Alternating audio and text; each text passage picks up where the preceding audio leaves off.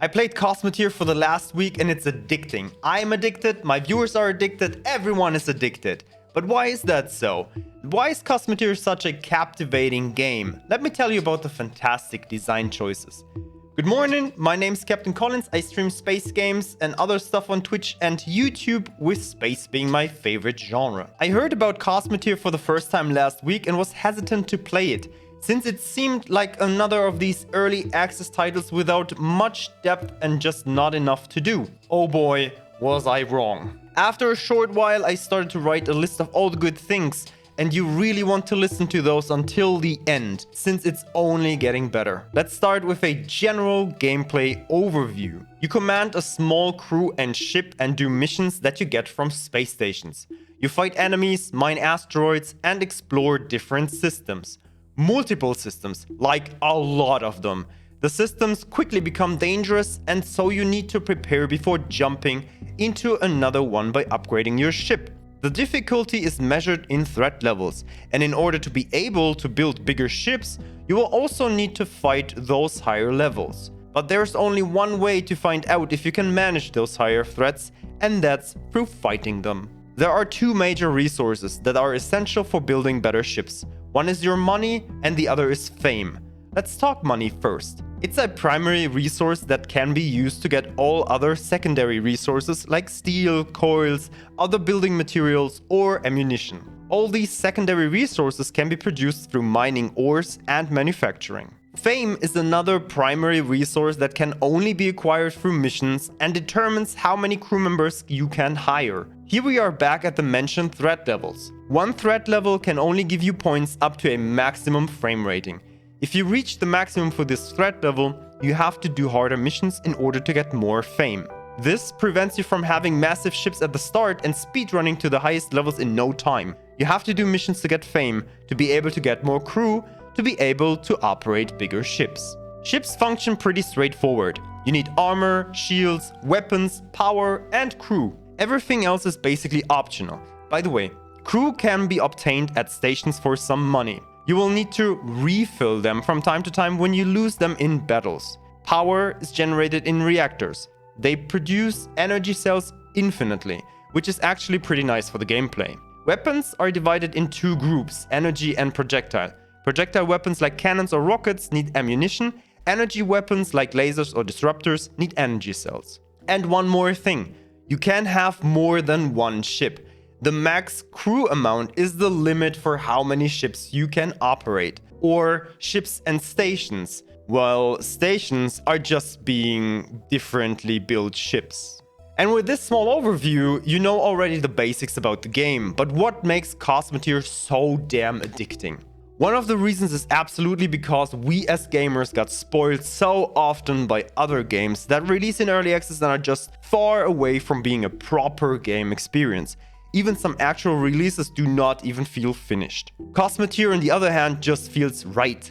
It's refreshing to have a proper functioning, well-designed and built game. For example, when you fly around the systems, you see your last few minutes of your flight path as a slightly visual line. This is great when you fight more than one enemy and you want to salvage the wreckages after a fight. You know where you have been flying around and you can look for left loot. Loot is so much fun in this game.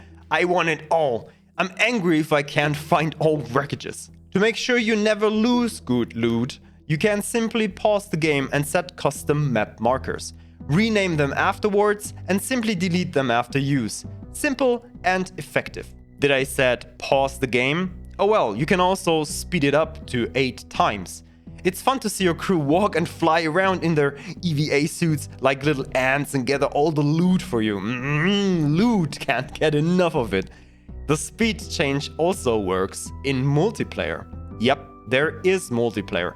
Play with your friends or with strangers in co-op or in PvP on your own or public servers. Although it's early access, it is already available. A few quick shots in between. You can change the filters for salvaging to only salvage and grab materials you like. All the windows are freely movable. The crew looks like GTA 2 people, but there is no Elvis running around. And the radar is dynamically resizing to see the most details. We're not done yet. It's still getting better. When you're fighting and you zoom in enough to lose sight of your opponent or your ship, you get a second view for that ship. This window is resizable and you can zoom in and out or even use it for aiming. And when you click on the window, you immediately switch between those ships. Sometimes it makes sense to disable specific weapons in a fight. You can do so by clicking on every weapon and disable it, or you can assign groups as hotkey on your number row. It works like in any other strategy game. Control plus a number assigns a group and pressing the number selects the group. That works for every ship individually of your fleet. Ship A has laser for group 1, Ship B has cannons for group 1. If you switch between those ships, the hotkeys are switching too. One more nice detail before we talk about building ships. The crew is micromanageable if you want to. You don't have to. They are okay with just simply being on the ship and doing whatever they should. But you can assign specific roles, vary the job priorities, or assign so-called squads. These are crew quarters that focus on specific tasks, almost like in RimWorld. If you like that, you can do it. But now on to shipbuilding and the awesome possibilities. I want to start with the best thing ever: undo, and at the same time, redo. Both work in regular build mode or blueprint mode, which is absolutely mind-boggling. And how often did I build something stupid or deleted half my ship by mistake? You just heard blueprint mode, and that's another good addition, especially for this kind of game. You can build ships in blueprint mode for the future without being able to build them yet, or you want to check how different variations would look like without already spending resources. Once you're satisfied, you make it so.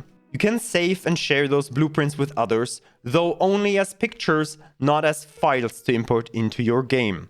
Same with interiors and exteriors. But what's really cool is to import PNGs into the builder. I have found that it works best when the shape you want to add is white against a black background and you choose the brightness mode for importing a picture. This is how the Intrepid class happened to be in my library. You're also not limited with the orientation you have to build your ships in.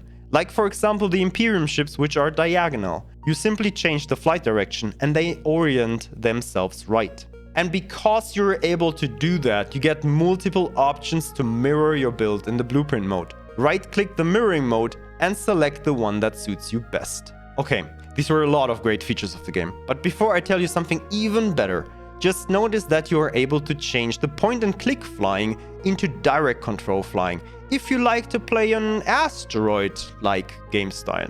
So, what's even better? Easy, there is a free demo of the game available if you want to try it and get addicted before buying it. By the way, this video is not sponsored or anything, I just really like the game. And on top of that, by the time of writing this, there are already more than 140 mods available in the Steam Workshop. And if you made it this far, let me also tell you about Ko-fi. It's the best place to support this channel since they take 0% cut from what you give creators, and you can find behind the scenes videos of this channel there. I upload up to 6 times per week a small coffee table short. And that's about it. Thank you so much for watching and see you in space.